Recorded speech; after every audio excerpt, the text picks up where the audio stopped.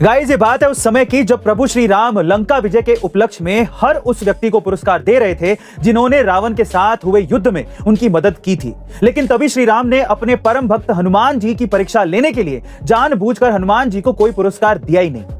और ये सब देख वहां मौजूद माता सीता को बड़ा दुख हुआ, तो उन्होंने खुद ही हनुमान जी को बुलाकर अपनी बेशकीमती पत्थरों से जुड़ी माला हनुमान जी को भेंट कर दी थी, जिसे हनुमान जी ने खुशी खुशी स्वीकार भी कर लिया था।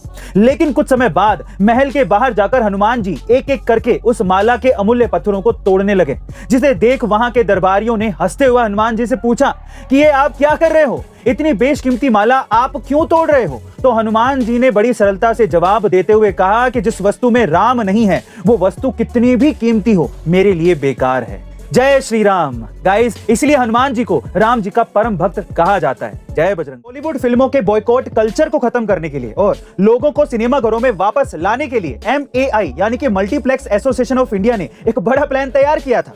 MIA पूरे इंडिया में 16 सितंबर को नेशनल सिनेमा डे सेलिब्रेट करने जा रहा था, ताकि एक बार फिर से लोगों को सिनेमाघरों में वापस लाया जा सके। और इसलिए MAI ने 16 सितंबर को अपने पहले नेशनल सिनेमा डे पर सारे सिनेमाघरों में सभी फिल्मों की टिकट्स प्राइस को मात्र 75 रुपए कर दिया था। अब जैसे ही ये बात लोगों को पता चली तो लोगों ने तुरंत ही इन टिकट्स की प्री बुकिंग शुरू कर दी और आज का इंतजार करने लगे। लेकिन इसी बीच रणबीर कपूर की ब्रह्मास्त्र ने MAI का पूरा प्लान ही चौपट कर दिया, जिसे देखते हुए MAI को नेशनल सिनेमा डे की तारीख बदलकर 23 सितंबर करनी पड़ी, ताकि ब्रह्मास्त्र को टिकट के कम प्राइस के चलते नुकसान ना हो सके। वैसे गाइस, आपके हिसाब से MAI का ये कम प्राइस में टिकट देने वाला प्लान लोगों को सिनेमाघरों तक खींच पाएगा? आपको क्या लगता है? कमेंट सेक्शन में जरूर। ब्रिटेन की महारानी एलिजाबेथ II के निधन के बाद कोहिनूर हीरे को इंडिया लाने की मांग उठने लगी है। जी हाँ गाइस, 105.6 कैरेट का ये कोहिनूर हीरा दुनिया का सबसे बड़ा हीरा माना जाता है और ऐसा कहा भी जाता है कि ये हीरा 14वीं शताब्दी में आंध्र प्रदेश की खादान में मिला था। लेकिन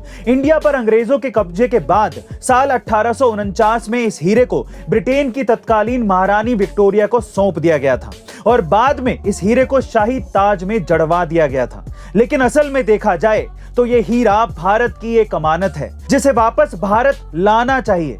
लेकिन ब्रिटेन इसके उलट अपने नए राजा चार्ल्स तृतीय की पत्नी कैमिला को ये हीरा सौंपने वाला है। वैसे गाइस, आपको क्या लगता है कि हमारी अमानत ये कोहिनूर का हीरा वापस कब तक आ जाना चाहिए? भारत के युद्ध में कौरव हारने की कगार पर थे और इसीलिए दुर्योधन एक रात भीष्म पितामह के पास आया और कहा कि आप पांडवों को जानबूझकर नहीं मार रहे। ये सुनकर उन्होंने तुरंत 5 सुनहरे तीर उठाकर मंत्र जप करते हुए घोषणा की कि वो कल 5 पांडवों को मार देंगे।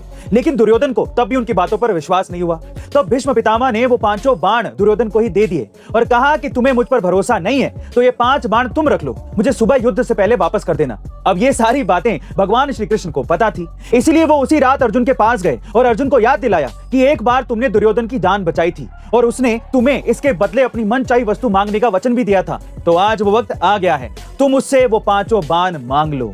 अर्जुन ने वैसा ही किया और दुर्योधन से वो 5 बाण वापस ले लिए। गाइस, इस पर भगवान श्री कृष्ण ने कहा है कि हम शंका करने से शायद उससे होने वाली हानि से तो बच जाते हैं, लेकिन प्राय हम उससे होने वाले लाभ से वंचित रह जाते हैं। जय श्री कृष्ण।